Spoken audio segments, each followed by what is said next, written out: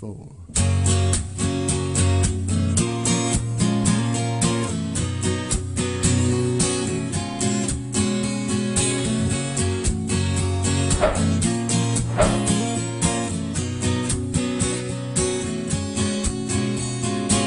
Sunday's here and the bacon's all right, we're going to get going.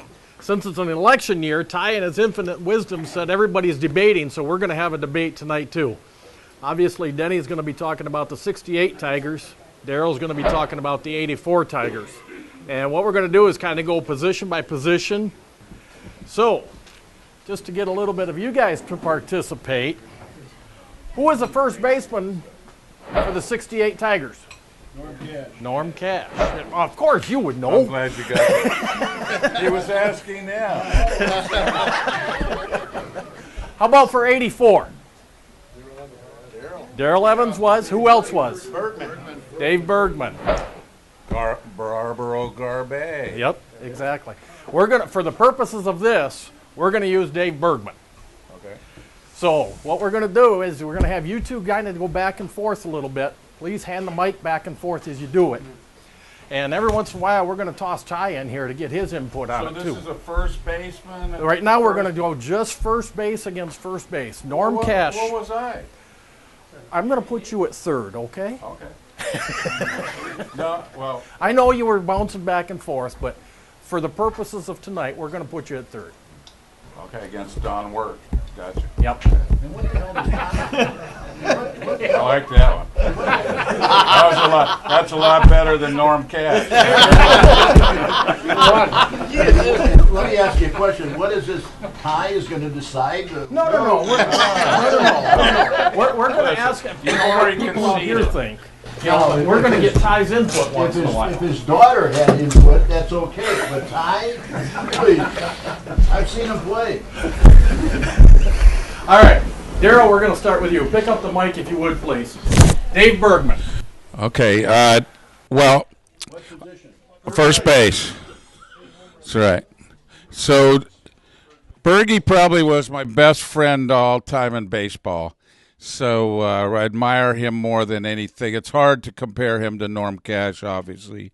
But during that season, I think we all remember probably one of the greatest at-bats of all time, when Bergie fouled off 95 pitches or whatever it was. You know, every time it went more and more. But the point was, because it was such an important time in the season. Remember, we started off 35-5, and we thought we blew everybody away. Well, I think that Toronto started off 30-10. People forget.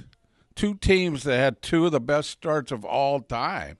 So it was good for us, though, I think, because we had to continue to have that incentive. There wasn't like, okay, we could back off a little bit.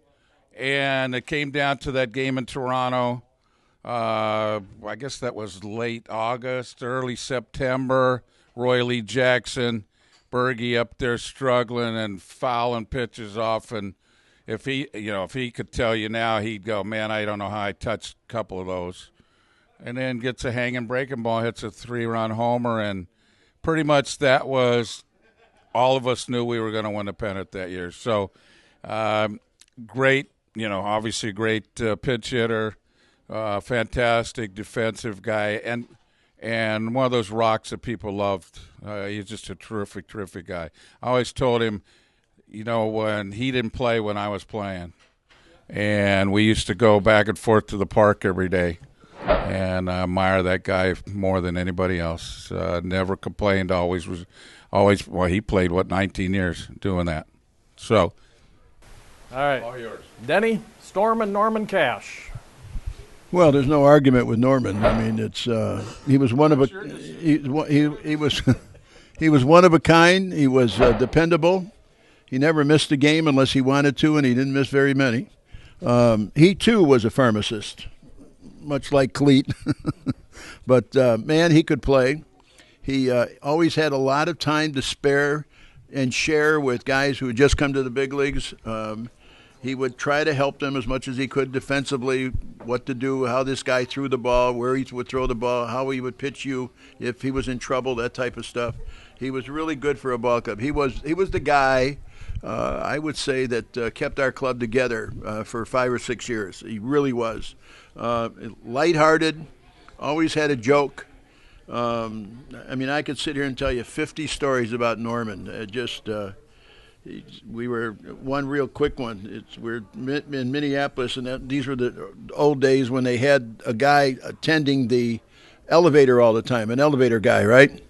And our manager at the time was a guy named Charlie Dressen, one of the old-time Dodger managers, who also was the manager when Ralph Branca gave up the home run. And lo and behold, we come into the hotel, and Charlie had installed a curfew. 12 o'clock, after 12 o'clock, you were late, and there would be repercussions if I caught you.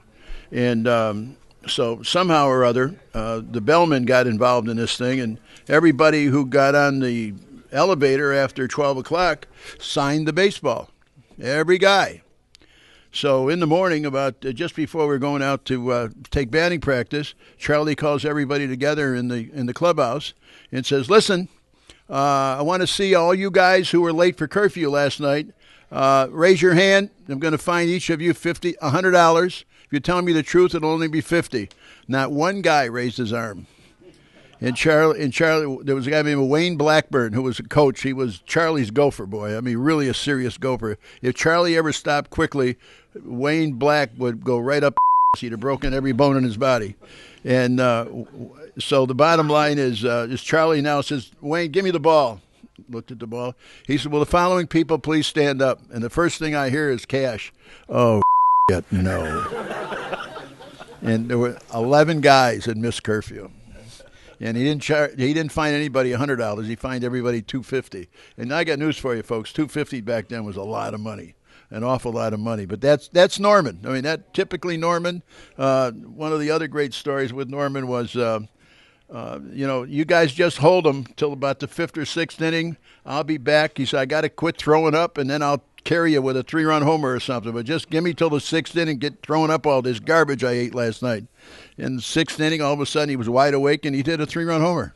I mean, the guy was unbelievable. But that's the kind of humor he had around the clubhouse. He was the one that brought up the piano leg? He brought up the piano leg against Nolan Ryan. He did so many crazy things. It was just he kept that clubhouse loose. And if a guy needed an ass chewing, he did that too, because he was the only guy that was there long enough that could probably get away with it. Because K-Line wasn't that kind of guy. K-Line was laid back, very quiet, seldom ever spoke up very hard. But Norman was kind of the guy. And Norman did it in a way that, yes, you knew you were getting your ass eaten out, but you knew that he didn't give it to you personally. It wasn't personally done. It was something to get your attention. So he knew how to do that. He knew how to do that well. It's a shame how he died. It's just a shame because, boy, he's just one of those guys that you really miss badly.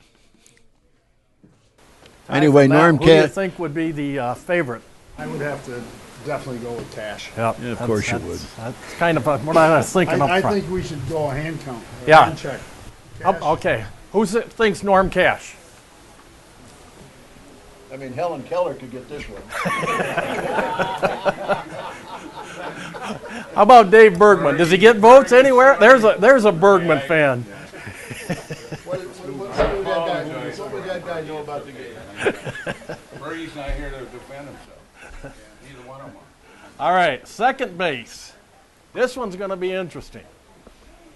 Who was a second baseman in '68? Dick McAuliffe. How about '84? Sweet Lou Whitaker. This is a good one. We'll let you go first this time, Denny. Pick up the mic if you would, please. You don't want to go first? All right, Darrell, you got first. I don't know how good this is, but oh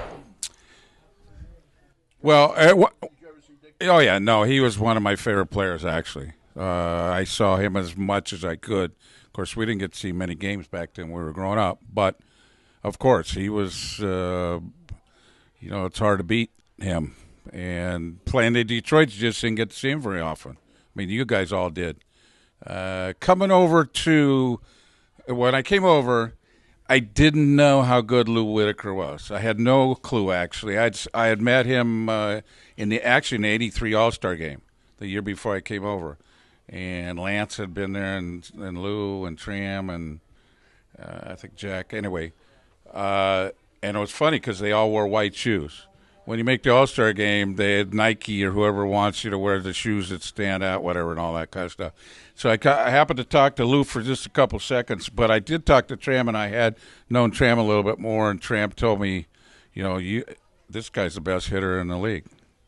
And I was like, really? Wow. Yeah. So, this was at the All-Star game, and so coming over, seeing him play in spring training, and going, wow, this guy is as talented as anybody in baseball.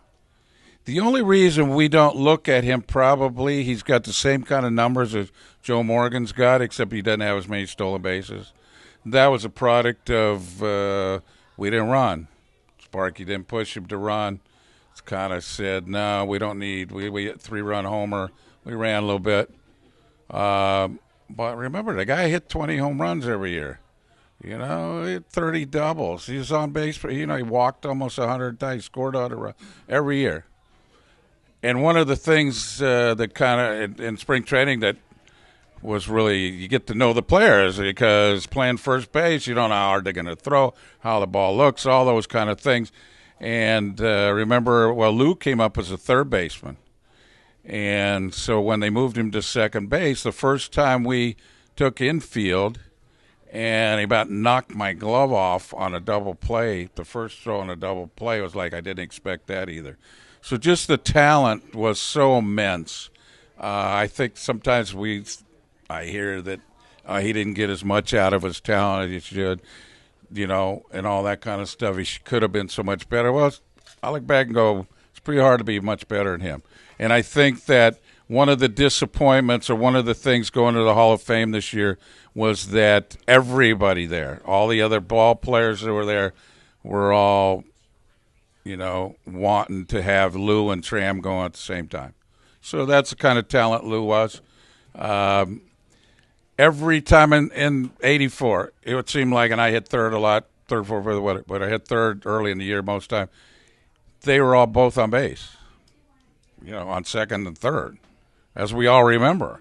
It was like we beat teams in the first inning so much, and it was him, first guy facing their best pitcher, and always did something. So it's hard to beat Lou. I don't know. I didn't see Dick enough, but we're talking about two, of course, all-star players here.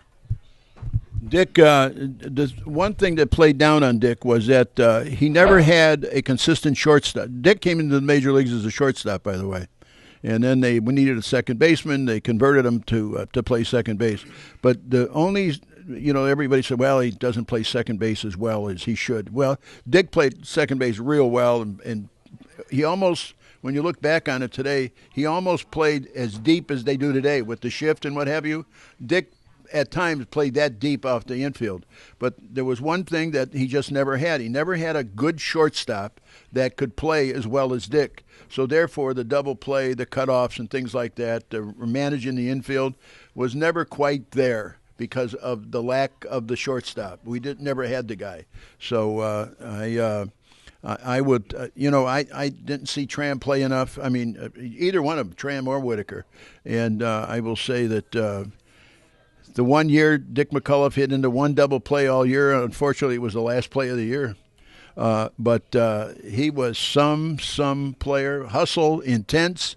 He was the most, outside of Jimmy Northrup, he was the most intense man I've ever met in my life while the game was going on. When the game was over with, you'd think he was a parakeet.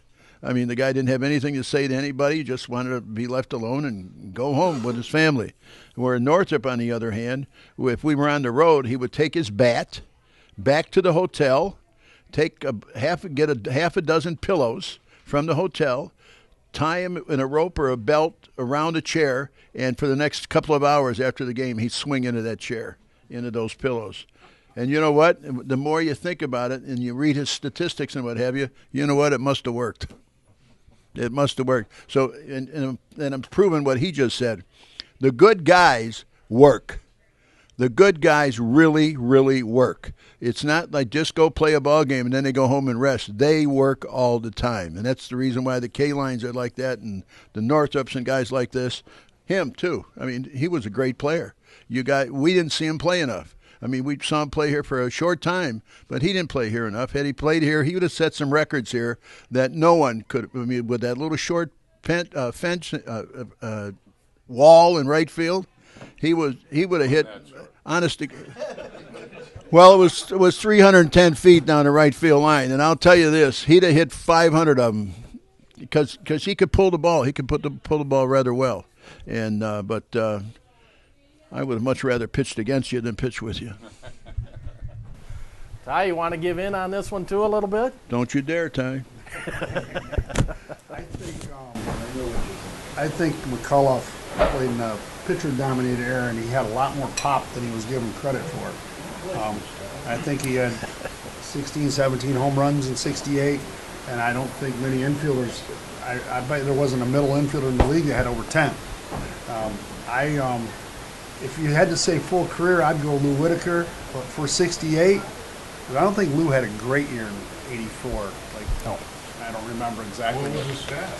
I don't You remember. guys, if you would have thought about this, you'd have this. He's got him right. I got him right here, Darrell. Then we wouldn't have to debate. How many home runs? Lou Whitaker in that year hit 13 home runs with 56 RBIs How many runs? and 289 average. I And would lean towards McCullough.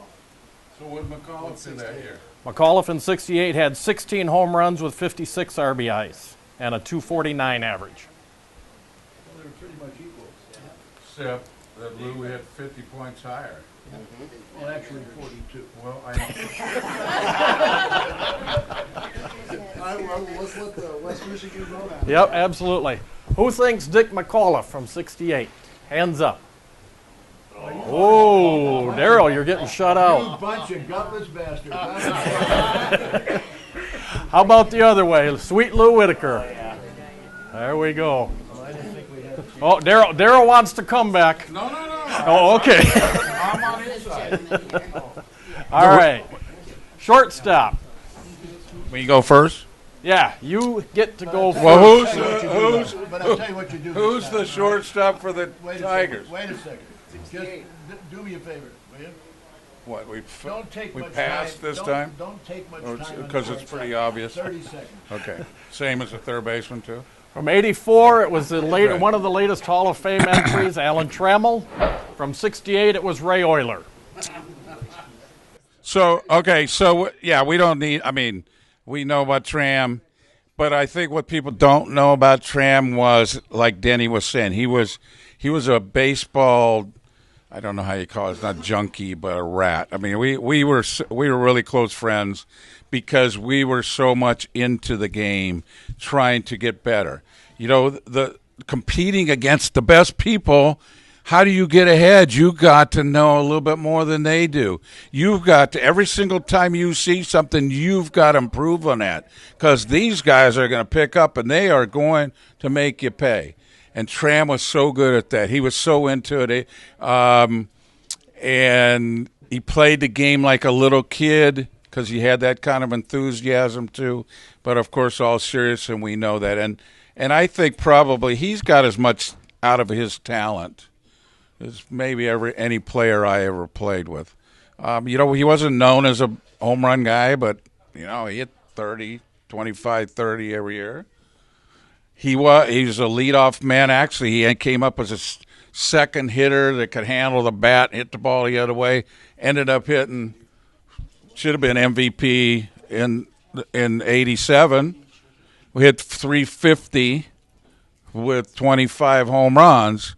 So he was kind of a self-taught guy, and we talk about that a little bit too. But you know what happens is people, when you get good enough, people let you become better. They don't tell you how to do it. I think that's what we hold people back more than anything else because we don't let them learn how to be as good as they could be. Tram got to do that, and we know he's in the Hall of Fame. I won't argue. There's not much to argue about that. Ray Euler had great hands. He had the best hands I think I've ever seen in the big leagues. He could catch anything at any time. How he threw the ball to first base will always be a mystery to everybody because he kind of threw it underhand no matter what he did with the ball. But Ray stands out in my mind for two reasons, thank you.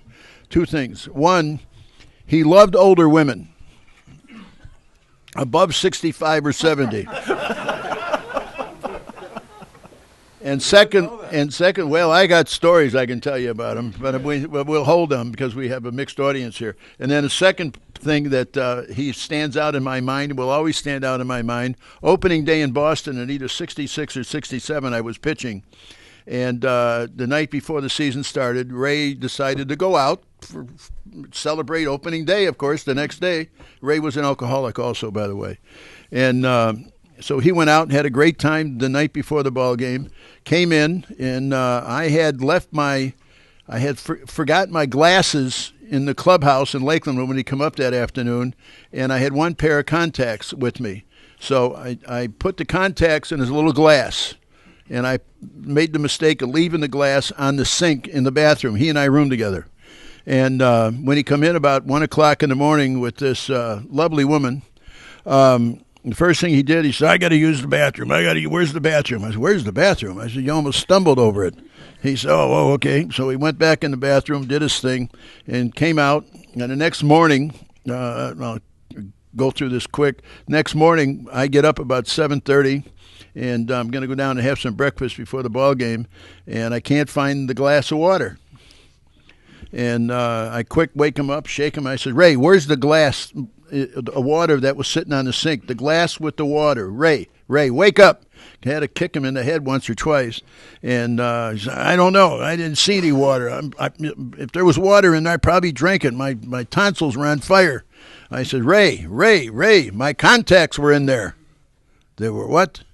I said, my contacts were in the water. So now we got a full court spread going everywhere in the room trying to find these contacts. So we finally decided that Ray has swallowed them. So we called Bill Beam, the trainer. Goofy Bill Beam, great guy. He was a trainer. And he quick come down to the room and said, what's the matter? I said, he swallowed my contacts. He said, you don't have a pair of glasses or contacts? I said, no. I said, the glasses I forgot, and I only have one pair of contacts. He says, no, I'm not going to. I said, you're not going to what? He said, I'm not going to stand behind his ass and wait for them contacts to come out. I said, if I can't pitch, we're all in trouble. He says, I know. He says, but I'm not the guy that's going to stand back there and wait for these contacts. 3.5 hours later, he was behind the guy, and he caught the contacts. Now, I won that day 3-0. It was just a little overcast, though. So I waved the short. I guess we know. Yeah, okay. Third base, you win. Third base. All right. I think shortstop was pretty easy from that point. Trammell? Yep, absolutely. Ray Euler? All right. Come on, just one. Okay. Third base, 68. Don Wirt. 84. We'll give it to Darrell Evans. What do you mean we'll give it to you? Well, okay, I mean the microphone. Well, oh yeah, no, you're going to give it to me, so I'm not going to talk about myself. I'm going to talk about everybody. Remember who our third baseman was a lot of the time? Howard Johnson.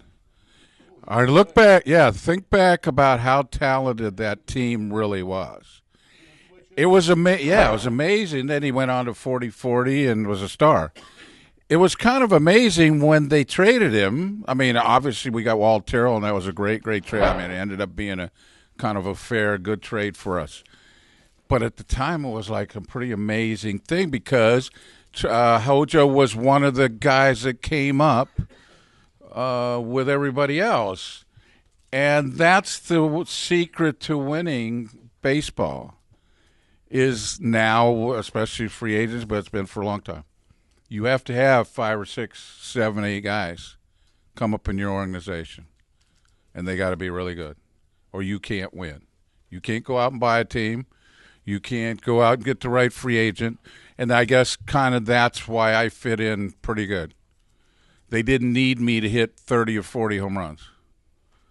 They needed me to be another bullet in the gun, as we say, or whatever, to be another positive and to push them to go.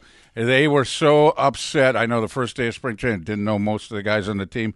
Walk into camp, spring training, they're all pissed off, and I'm going, what the heck's going on here? They had a meeting, and they were so mad that they lost to Baltimore. And there was a few words said about starting with F, Baltimore. It was like a chant in the clubhouse the first day of spring training. That's how intense these guys were. So, and the great thing, just to finish, is because they all came up together. It was such a unique group. Funny, though, after we won in '84, Sparky came out and went, well, one thing we got to worry about is that we don't get too old too quick. I'm like, well, you got to be kidding me. We're going to win here for 10 more years. That wasn't the case. I mean, we could have won, but we had the best teams in baseball. But so fun time to be there, and so since we give that another one, so we're up 3-1 now. Don was a great guy. He could play third base as well as anybody. Wasn't much of a hitter, but he knew how to play the game. Was always in the game. 9 innings. He came out and played almost every game. He's the kind of guy you want on your ball club. He's just one of those stick-em-to-it guys that he'll never let you down. He'll never embarrass you, and in most cases, he'll help you a lot. But he was a good team guy, boy. Maybe to say something about that. And his nickname was the Coyote. Maybe say something about that, and I know you guys are all baseball fans. Remember, there's only 30 teams, and there's 25 players every year to play. There's only 750 people that play in the major leagues, and half of them are the same guys every year. Yep. If you play in the major leagues, if you get to the major leagues for one day, just think about how good that guy really is. So when we of course, it's like, Norm Cash and K-Line were better than Wirt, but you can't win without the Don Wirt. Well, of course, the guys that are really, you can't put a quality because of the numbers on them. You put them on, like he said, those are the guys you want out there. Tommy Brookins, who's not going to be mentioned in this. Exact same thing. We all wanted Tommy Brookins to be the third baseman. Sparky didn't think he could hit good enough, but we all knew didn't matter. We had enough guys get hit. All right, we'll jump to left field first. We'll work our way over there. Right field. We're not going to left field. Not going to left field? Right field? So are we going to concede in K-Line? Well, who's he against? Over Gibson. Kurt Gibson. What are the stats? Yeah. Oh, don't even go there, guys. So this is a year thing. Not career. Wait a minute. He was ready to go in the Hall of Fame. Not 68. He wasn't. He was? He wasn't. 68. He already won the batting title. Before that, yeah, it was Not 68. What kind of year 68. did he He's a have? 19-year-old. We're going by the year. batting title. Well, yeah. So what? Heck, I was We're going really by the good year, in '93, 68 but I wasn't against 84. playing Cut him anymore. off. So yeah, it'd be interesting to bring up because remember, Kurt Gibson hit the home run. He had 2 home runs. Oh boy, 2 home runs. I made a K-line hit. Stats. I made What a are the K-line stats? hit in the Not playoffs. short of 400. Well, remember in '68 was the year So- K-Line got his broken arm. So as well. I got more than that. So he played in 102 games By the that way, year. He hit 2 home runs in the World Series. He had 10 home runs on the season, 52 RBIs, 287 batting He average. was out almost half the season. Okay. Yep, exactly. On the other side of it, Kurt Gibson. We would not have won the World Series without him. Kurt Gibson that year had 27 home runs, Oh, big deal.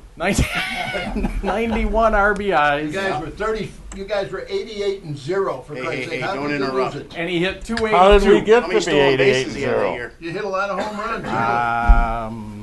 29 There you go. How many K-line have? How many what? stolen bases, 6. Oh, total, 6. How about defense? We'll get How asked for about- here. All right, all All right. right, let me answer Let me ask that. you a question. Who was the fastest runner? Who was fastest? Marshallville. No. Who was the fastest runner ever to be at Michigan State? Rudy. Who was the fast? Who was the better? So you said defense. So who was faster, K-Line or Gibson? Gibson was got faster. So they don't. Well, Or doesn't? Do you think there was a better right fielder? Now we're talking about the Tigers. Do you 68. think there was a better right fielder in the history of the Detroit Tigers? 68, we're talking. So how many assists did Kline have that year? I do not have that one, Darrell. My He bad. was hurt. Okay, so it's like we're talking about that year. Yeah. Not career. I know you may not have more. You may not have another player that could play on that 84 team. The guy was in the Hall of Fame, the first ballot, batting title, and every other award, 14 or 15 Golden Gloves. What else do you want the guy to do? He wasn't playing. He won the World Series. Yeah, Jim Northrup that year actually was in 154 games, most of them in right field. Right, that's because Kline was hurt. Exactly. Okay, so Kline wasn't the right fielder, so it's Northrup against Gibson. No, it was Kline. Okay, we like it that way better. Yeah, we do. We like it that way better then. Well, all right. I got Let's news vote. for you. If you Okay. if you take Gibson. Oh wow, you gotta take your ball and go home now because you lost? Smoking something funny. You must be a Democrat. You gotta take your ball and go home. You lost. I know you are. All right. And bad. We'll go to 68. Favor of Al Kaline. We win. Don't be looking at him. You worry about what he's gonna say. How about 84, Kirk Gibson? I think Gibby wins it by a few. No, of course. But for the year. Exactly. We're talking about winning It's not the tough. World, we're talking about winning the World Series. Is that what the rules are? We're talking about winning. So we won. Okay, so we went in the playoffs. We swept them. We won 105 games. We swept in the season. We swept Kansas City, and we won 4 out of 5 in the World Series. How many did you win the World Series? We were so good we didn't have to play. You didn't. You had to pay off Brock not to slide. It was easy. Okay, we'll jump to center field. Who was it in 84? Who was the center fielder? You guys didn't have a center. Chet Lemon. Chet Lemon. 68, Stanley. Mickey Stanley, one of our guests from last year. Well, we had two guys there. We had Northup and Stanley. Yep, exactly. We're going to give you Mickey Stanley, though, to talk about, Denny. Grab the mic, if you would, please. I don't want Mickey Stanley. I want Jimmy Northup. All right, Jimmy Northrup. Grab the mic, please. Now what? Whatever you would No, like to say. listen. Salvage There's something. never been a center fielder as good as defensively than Stanley. It was the best. He was the people referred to him as a Jim Thorpe of our era. That's how good Mickey Stanley was. He could play any sport at any time and could have probably played football in the NFL. That's how good of an athlete he was. That's distinguished Stanley from everybody else as far as athleticism. That was Mickey. Northup was just a great hitter and hustler and intense, maybe way over the board intense. But because, man, I know he broke a lot of hotel chairs. I can tell you that, with him hitting them pillows all the time in that hotel. But, Mickey, he was just unbelievable. And let me tell you something. When he went and played shortstop in the World Series, that took some chutzpah to do what he did. To walk out there in a major league game, one game is okay, and that's good. But the first game of the World Series, are you kidding? And guess where the first pitch was and where the ball went? Threw a fastball right down the middle of the plate, and he hit I forget who the hitter was, but hit a one-hop shot to Mickey at shortstop, picked it up flawlessly, threw the first flawlessly, and all the pressure was off. Couldn't have happened in a better way. But, boy, he could play. Darrell? I'm trying to keep this under an hour. Okay. Well, I agree. He was a great player. He was. So was he a center fielder or a shortstop in 84 or what? Or 68 or what?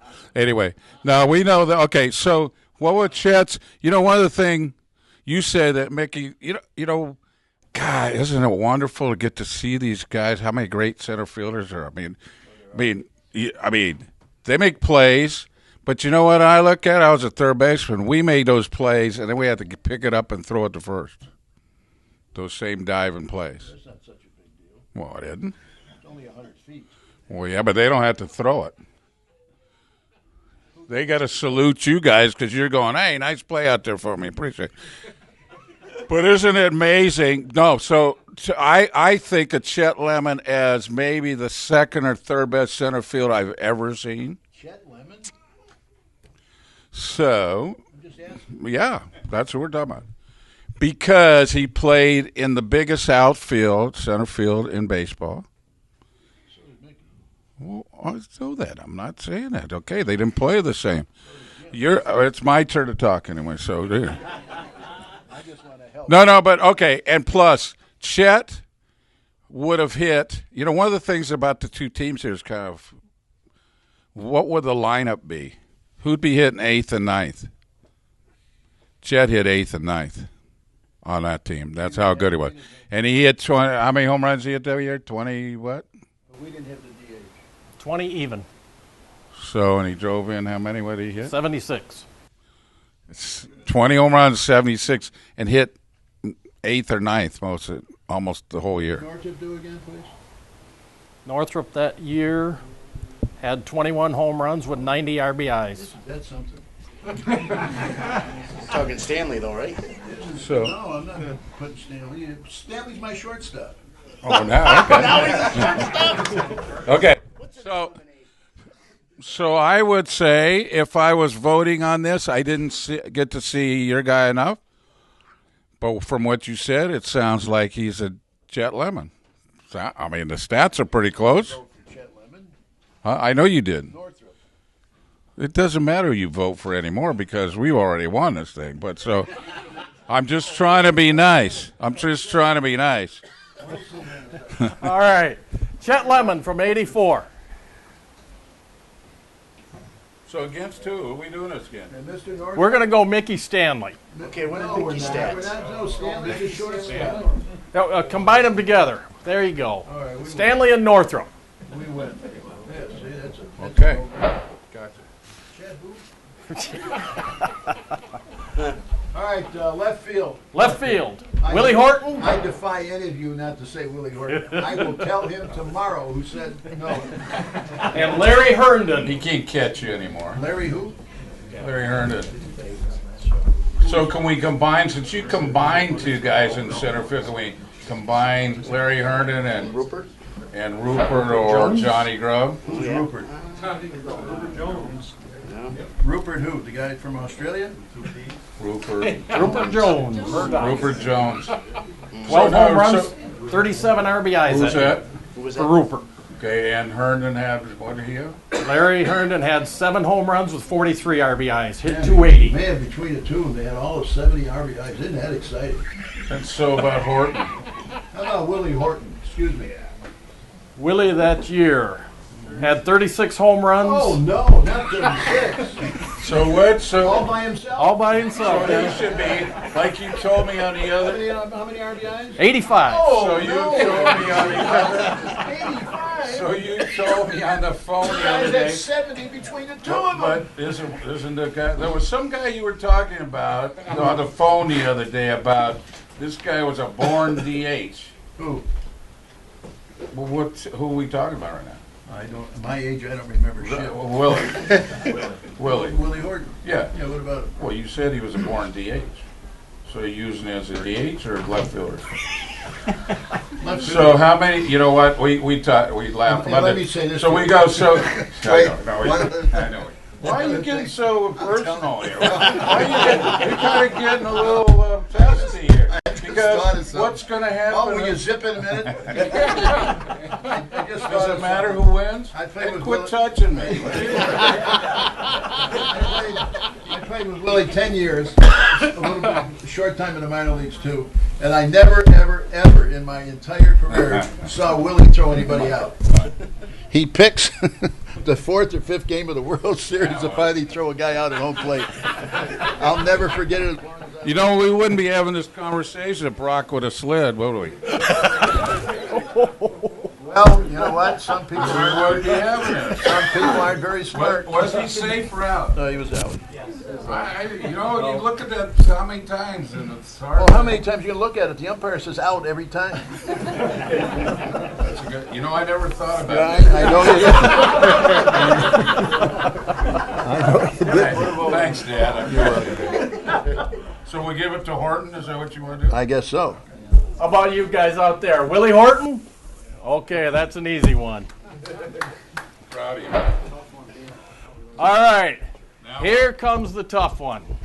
The men behind the plate. This is not so tough. So let's wait a minute. I hear the stats first. Let's have the staff. We'll go 68 first. Bill Freehand, 25 home runs, 84 RBIs, 263 average. And the other guy? The other guy, Lance Parrish, 33 home runs, 98 RBIs, 237 average. Oh! I'd rather have a guy hitting higher. Yeah, of course you would. All right, Darrell, lead them off. Yeah, go ahead. Let me hear this. The one guy, this was the guy when I came over, not like I said, I didn't know too many people yet. This is the guy that was and his nickname was the Big Wheel. This is the guy that ran the Tigers, Lance Parrish. Lance Parrish was the guy that everybody looked up to. He was the guy that ran the pitching staff. He was the one that needed, when something needed to be said, wasn't a real boisterous, outgoing guy all the time, but he was, not until I got there. And then, but no, he was the guy, and it was so apparent, and everybody talked about him that way. I've never, and to be honest with you, I've never seen a guy block balls better than him ever. And I'm just pointing that out to you for whatever that's worth. I know. So at the time, he was the best catcher in baseball. I think, wasn't he? Maybe at that time he was, but when Freehand... Well, it's not your turn to talk. So, and that year he was better too. I mean, he was the guy, and so Lance was the person that everybody counted on. How many Golden Gloves did Lance have? I don't know. How many? 3. 1, 2, 3? Well, who was the other catchers in the American League? Mr. Freehand. So no. Who were the other catchers when Lance Parrish was playing? We're doing 68, Let's see, 84. Carlton Fisk. Ladies and gentlemen, let me proudly announce that Mr. Freehand had 11 Golden He was Gloves. catching. Who 11. was the second best catcher in the league? I don't care. I only want number one. Somebody had to be. Who? Where? In 84? No, 68. Carver was in the Who National was League. the second best catcher in the American League? I know this. Freehand also finished second as the MVP 2 years in a row, too. He was a player. I guarantee he was a player. No, I don't think we've got that, do we? No. He got his share. They all get their share. All the catchers do. They all run on the pitchers anyway. Yeah, unfortunately. So let me ask you this about the catchers. Unfortunately, they do. There's a stat in baseball right now that I don't understand at all because they don't run. And what is it? Nobody runs. Nobody Nobody runs. steals base anymore, Nobody right? does, right. Okay. Do you guys know that the average catcher throws out less than 30% of the guys that run? So what the hell is wrong? But nobody's figured that out? That's probably a pretty good idea to run more, wouldn't it be? And that, by the way, Because that you know why? It's because the pitchers who are non-athletes can't hold anybody on anyway.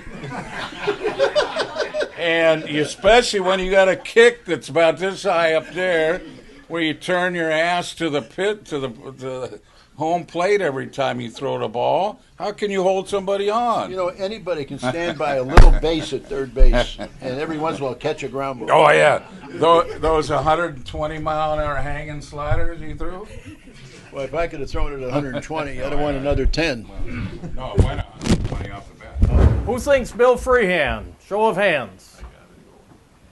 Oh, yeah. There it is. How about Lance Parrish? Oh, I think it's about dead even. So it's even. No. Which is the way it probably should be. No. For 1 year it shouldn't be, but for their careers, yeah. We win all ties. Starting pitchers? Yep. All right, we'll do starting pitchers. Oh, shit, this is a no-brainer. 68. How many games did you win in 68? Plenty. Well, what happened to the rest of the guys? I don't know. I didn't see it. Okay, so All right, so we going overall, but are we We're just gonna group going them you together. against Just the Yes. year. Just We're one gonna year. group the all starters. pitchers. Yeah, we're gonna Group group the the starters starting together. pitchers. So you got Denny Mclain, Earl Wilson, Mickey Lolich, and Joe Sparman. And in '84, you had one of the latest Hall of Famers going in, Jack Morris, Dan Petrie, Milt Wilcox, and one you already mentioned earlier, Darrell, Juan Berenguer. So how many games total did those 4 pitchers on each team win? What was the Let me record? tell you. What was the record? You're not going to believe what I'm going to tell you. 71. The Tigers in '84 won 104 games, right? And 65. We won 103 in '68. Is that hard to believe? How close it was? No, you didn't. 103 we won. You bet your ass we did. Yeah. No. Yep. 103 and 59. What do you think? There's 18 million books with typos in it? But one thing is 103 is a less than 104, isn't it? Yeah, but you know Yeah, what? but- okay. But you know the difference? What? We went and pitched complete games. Well, that might be true. Lots of them. The 68 starters combined. Because you had to, because obviously the bullpen's not going to be. I didn't trust any of them out there. Well, I don't blame you. The 68 starters combined for 71 wins and 37 losses. Yeah, that's an interesting stat. What did you say? 71 wins. You 71. won 31, and the rest of them won 40. That's all they won. And 37. How many complete games in 68, do you know? As a team, 59 games. That's incredible. Now, 84 grouped together 65 and 37. So pretty much even. So pretty close even, other than yours. You know what's amazing though? Everything is just about even with those two teams when it comes down to it. Well, Yeah. I know why that's why you get so testy, you know. No, you guys, you were just older. All right. Okay. Listen, I'm just excited to be here. I never thought I'd live to be 74. Who thinks We 68? didn't either. What'd you say? 68. Who's voting for 68? Come on. All right. All right, how about 84? Uh-huh. I think 68 took it, didn't they, Ty? Oh, yeah. And we're dead even right So down to the bullpen, do we even have to talk about that? now. I don't know. You don't know. Who are you gonna put? Yeah, let's see. Oh, you know what's interesting? Let me ask you, who was the 5th starter? I mean, who was the next guy? Oh, Denny, who was the next guy that? Pat Dobson. Rosebud. No, well, yeah, maybe on our team, but I'm saying in your team. Our team would have been. John Hiller. No, No, he's a reliever. not. Well, Dobson and Hiller were both relievers, but both of them would have been the 5th pitcher, by the way. Either one of them. If it was depending upon the lineup. Yeah, right, so Hiller would have they- been. Right, yeah. But were you guys still pitching every 4th day? Yeah, Yeah, see, and that changed the whole game. yeah, sure You did. know, when did that kind of come in? I don't even remember You exactly. mean when they went to 5 days, 6 Yeah. days? What, 10 years later? All right. No, not even that long, early 70s. Yeah, I think it was in the early 70s, I think. We're going to group the bullpen together just as we did the starters. So from 68, John Hiller, We didn't have a bullpen. yeah, seven Don't saves forget was the John biggest. Warden. Yep. Oh, yeah, don't forget him. He Pat was- Dobson, Darrell Patterson, Fred he won 3 Lasher, games. First 3 Les games of the Kane, year. John Warden, John Wyatt. How about that? And Don You wouldn't McMahon. have won 'em, you wouldn't have won 'em. John Wyatt, there's a great guy. John Wyatt, black pitcher, relief pitcher, could really throw the ball hard. And he had a spitball. And he threw a spitball with preparation H. True story. And he finally got caught one day by Hurley, John Hurley. And Hurley was a bastard umpire. He never bent over to call strikes. You could never get a ball down called a strike. And Hurley all of a sudden downwind, whatever it was. Anyway, John must have put way too much preparation H on what happened. And I mean, he smelled like a emergency room. And lo and behold, he he's got a hit now late in the ball game. We've got a tied ball game, and we've gone through a whole bunch of pitchers. And he sends John up to hit, and John says that Hurley says to him, "Are you okay?" What do you mean, am I okay? He says, "What do you mean? What do you mean okay?" He says, "Are you okay? You smell sick." He says, "Well, I got one of them problems." He says, "What problem do you have?" He says, I'm wearing Preparation H." "What the hell are you wearing Preparation? I got a bad case of hemorrhoids." He says, "How bad are they?" He says, "Pretty bad." He said, "Do you have them on every part of your body, for Christ's sake?" Threw him right out of the game. And he put his arm near his arm under his ear and came away with a half a pound of Preparation. Jeez. But I'll tell you one thing, when he threw a spitball.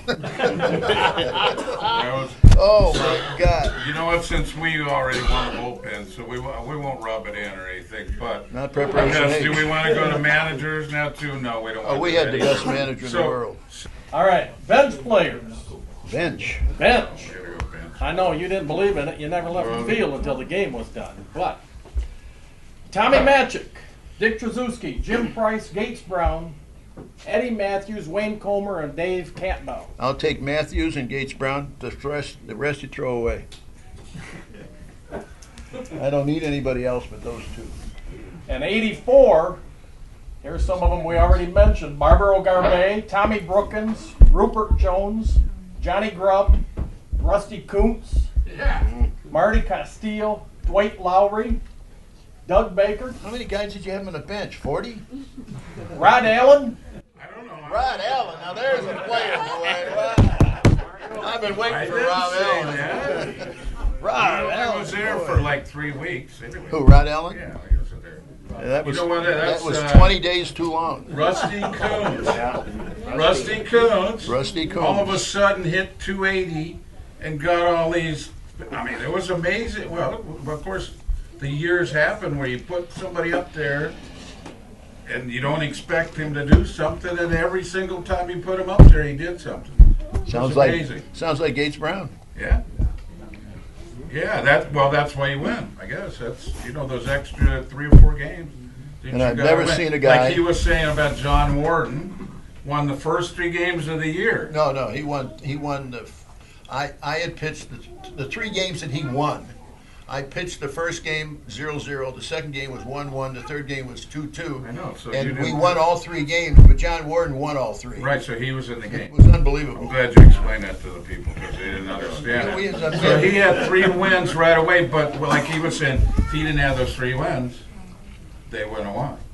Oh, you're out of your mind. Oh, so if you would have had 100 wins, you wouldn't have gotten the World Series. Yeah, we would have. We finished 10 games ahead, 20 or 12 games ahead. Oh, you did. We did, yeah. Well, who was the second place team? I don't know. Somebody. Baltimore, I think. Maybe Baltimore. I don't know. All right. Because they came back the next year with a reckless abandon. They won 108 or 109 games the next year. All right, bench players. Who thinks 84s?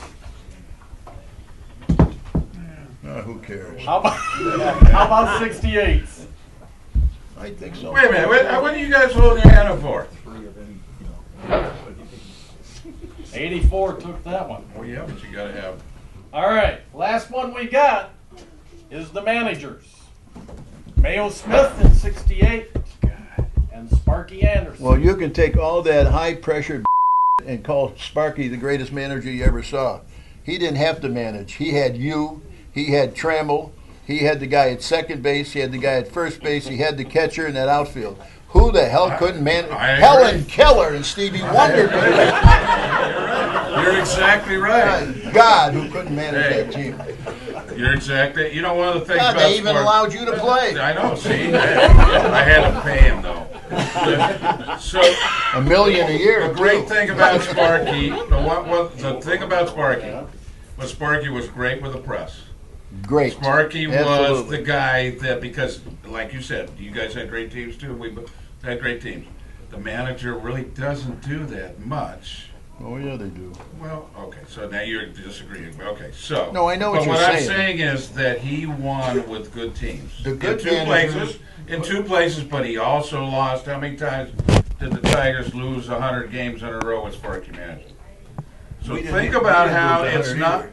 Well, no. We but- didn't lose 100. Well, what the Tigers did I'll tell you the in the definition. 90s, right? The I mean, definition of a good manager. You want to hear a definition of a good manager? And this is the truth. And this is what my father-in-law. My father-in-law, I think you know, Lou Boudreau, managed a long time in the big leagues, and said the greatest manager in the world has a great relationship with the press and drinks with them every night.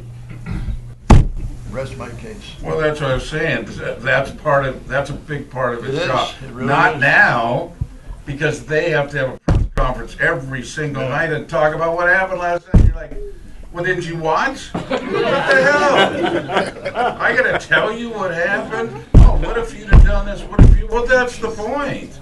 The reason why there's somebody in charge who's called the manager, he's making the decisions. He's getting paid to make the decisions. If he makes them right 60% of the time, he has a job for life. If he makes them right 51% of the time, he might still have a job. Well, if he don't make it, if he makes it 49% of the time, he's gone. And it has nothing to do with his decisions most of the time. We all know how the thing should work. So when you go take a picture out, right, and you go, well, Denny's tired, Denny's and then the never guy tired. comes in and gives up Denny's runs, Denny gets whose pissed. fault was that? That was either, and so he's mad because he didn't want out of the game anyway. But the game has changed into going Sure. bullpen. I was talking to Steve Bushell the other day, who used to play third base for the Rangers. You guys remember? He's the first base coach for the Rangers now, and he was a hitting coach and bench coach, and they're making a change of manager. I was talking to him about that, and he goes, "No, he didn't think he had a chance." But he was talking about the difference in the game, that the bullpen now comes in and he got 4 guys that throw 9,500. And he's going, well, you know what's different? And we were talking, and I was going, wait a minute, let's talk about some of the guys we faced. And then he goes, no, it doesn't mean they're better. It just means it's different, because what happens if a guy comes in and throwing 95, can't throw over the plate, or can't throw where he wants? The hitters are so good, they're going to, the more they see you, the more they're going to get you. Well, Look at and the there's a best reason. pitcher, like And a there's guy a like reason. hold on, And there's a a guy like reason. Chapman came into the league, nobody could hit him. And there's a Now he reason. can't though. throw strikes. There's a reason. Because somebody hits him all the time, and he's afraid to throw strikes. There is a reason. That's how good these guys are, and so baseball has changed from them throwing complete games, and supposedly now it's harder to hit, but I don't believe that I don't at all. either. But I will say this to you: when in the '60s and '70s, the game was never better pitching-wise, for a number of reasons. Because we had fewer players. Keep that in mind. We didn't have 30 teams. So when you have 30 teams, you really spread the real legitimate talent out all over the league, and there's not that much. The pitchers back in those days, if you go through every team, you'll find 2 or 3 guys that could really play. And those were the guys that threw strikes, but good strikes. This on the outside, this on the inside, this up here, this down here. That's the difference between the pitchers today and then. I can't imagine a tougher job in the world today than I say this in this entertainment world, than being a manager of a major league club, because every night you got to use 4 guys. How do you use 4 guys every night when you've only got 11 pitchers, maybe 12? How do you do it without them all burning out? And eventually, all of them do burn out at some pace before the end of the year, or they get hurt, or they need 2 weeks off. They need this, they need that. That's what's changed the game. This every 5th, 6th, 7th day, and 4 guys every day. It's just, and they wonder why they can't get a game under 3 hours. Well, I agree with you completely. Because, like you said, if one part of the process is messed up, tired, arm sore, And it all he's starts hurt, with the pitcher. he needs a rest. Now, what do? You already got this plan of 4 pitchers in a row, but one guy comes up and he can't pitch. Right. Well, look at Or he gives up and look he what gives up happened. 3. He walks 2 guys in a row. Then what do you do? And then look at the World Series this year. We had a game with crazy. 18 innings. 18 innings. And there's 7 innings in a row. No one had a chance of scoring a run. I watched that whole damn game like an idiot. Kept thinking, oh, it's going to end tomorrow. It could have ended next week. You know, one of the things, too, is when we watch the games, and maybe just to give you a little idea of how we watch the games, I don't know if he does, but I do. This is a different one. On TV. because it's all hype. It's like, oh, the guy only made one mistake, gave up one run. You know, no, he didn't. What you need to do is you need to watch how the catcher sets up. Where does he set up?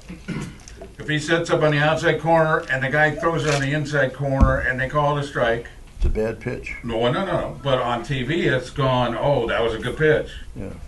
And the catcher's sitting outside. He just missed his target by 17 inches. Yeah.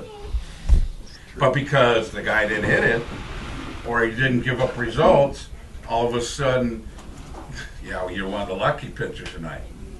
So remember when you're watching the game, watch where the catcher sets up and see how he never hit it either. How many times, if I asked you right now, not now, but when you were pitching really good, how many times if you just threw 10 fastballs, just say in a bullpen with nobody at the plate or anything, how many times could you hit the target out of 10 pitches? 7 to 8. There you go. Would you think that he would say that? Wouldn't you think that the major pitcher would go every single time? It's not happening. Dude, we're talking about the best guy. These are the best people in the world, and this guy was one of the best pitchers at the time. I'm telling you, he can't throw it there. I'll tell you what Freehan used to say. If I would start off bad in a ball game, he'd come running out right away. He says, "You all right?" I says, "Yeah, what's the matter?" He says, "You haven't come near the glove now in about 10 minutes. You think you can mix one in?" He says, "I'm sitting outside. That's me on the outside. That's nobody else." That's the only way we can hit. Yeah, and then one other story with Bill. I had the bases loaded one night. First inning again. My worst inning in every game I pitched was the first or second inning. And Bill come out and he said, "Look now, bases loaded. Here comes Mayo." And I said, "Oh, no, why? Why now?" He says, "Because the bases are loaded, that's why." So he comes out, and Mayo says, "I want the ball. I'm not going to take any chances. Just give me the ball." This was in '69. I said, "I'm not giving you the ball." He said, "What do you mean you're not giving me the ball?" "I'm not giving you the ball." All he had to do was turn around to the home plate umpire and say, "Give me another ball." And he's not thinking about taking the ball from the umpire. And he said, "All right." He said, "I'll tell you what, then let's settle this right here." I said, What are we going to settle right here? What? He says, "Well, I'll ask Bill then." I said, "What are you going to ask Bill?" "Bill, what kind of stuff has he got tonight?" Freehan said, "How the would I know? I haven't caught a thing yet." So that's true story. That's the humor. It's either talking about something like that on the mound, or it's where we're going for dinner after the game. Or Ray Euler. You got any 60-year-olds tonight? All right, we need to do one last thing because it's really, really close. I know you guys wouldn't think so, but it is. We got to go to the bathroom. I know you do. We're almost out of here. We need to look at the catchers again. Bill Freehan and Lance Parrish. Hands up so we can get a good count here. Ty's going to help me out. No, Bill Freehan. I think we said it was a tie. It was, but we got to make sure. We're so willing to say it's a tie. Yeah, willing to say it's a tie. Sure. Because that's the only way it's Vote on manager. That's it. So wait a minute. Before we finish up here, the manager's the last one, right? Yes, sir. Okay, so I'm going to concede that because you won 103 games and we won 104, that you're almost as good as us. So instead of, because when we take the vote, we know who's going to win. We already kind of know who's going to win. So we're proud that we got to watch you and wear the same uniform. Well, you probably learned a lot from us. We sure as hell did. I know you did. That way you won't get pissed and get seized, man. All right. So the official results are what, Ty? We didn't really vote on manager. Well, did we have It's a to? tie. Who was the manager in 80? Managers don't 68. Push on the manager. Then it's 6-4 to the 84 team. 84 team. I don't agree. Did I just concede there was a tie? Yeah, it's a tie. Almost a tie. Almost. Okay, because I want him to get some sleep tonight.